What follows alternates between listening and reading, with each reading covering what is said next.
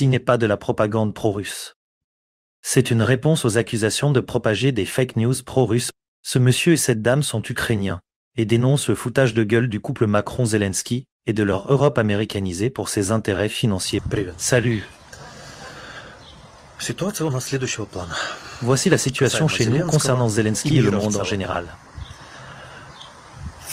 La France exige la poursuite de la guerre, pas par la voix du peuple, mais par celle de Macron. Cela a été démontré lors des élections au Parlement européen.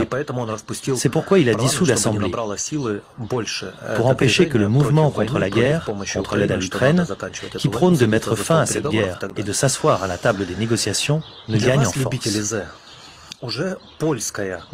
Pour vous, amateurs de Zelensky, même les journaux polonais écrivent que cette guerre a été déclenchée par les États-Unis contre la Russie. Et maintenant, les États-Unis, par l'intermédiaire de la France, veulent détruire la Pologne, car si une opération terrestre se produit, tout cela passera par la Pologne.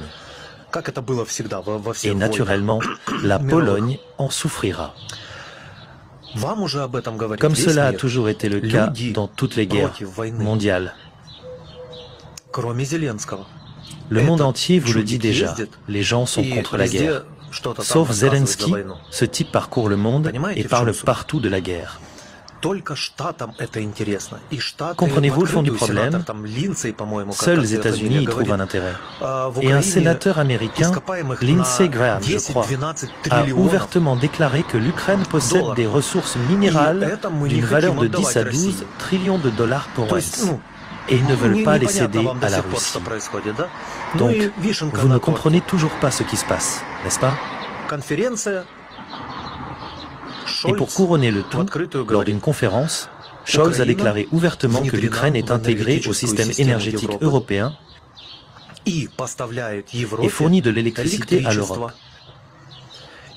Alors même qu'il y a des coupures d'électricité en Ukraine et que les tarifs augmentent.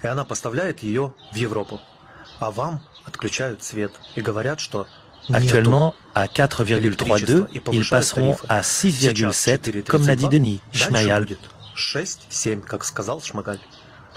Voilà tout. Alors, l'Ukraine exporte de l'électricité en excédent vers l'Europe. Vous êtes sérieux? De l'électricité en excédent? C'est un moment où les gens ne peuvent pas travailler en Ukraine, où les gens sont assis dans l'obscurité. Et nous avons de l'électricité supplémentaire. Et qu'est-ce qui est censé donner la nausée avec ces phrases? Dans le domaine de l'énergie, l'Ukraine fait déjà partie de l'Europe. Vous vous fichez de moi? Nous faisons partie de l'Europe. Là, nous sommes dans le trou, pas en Europe. Et encore, quoi qu'il arrive en Ukraine, tout est attribué à la guerre.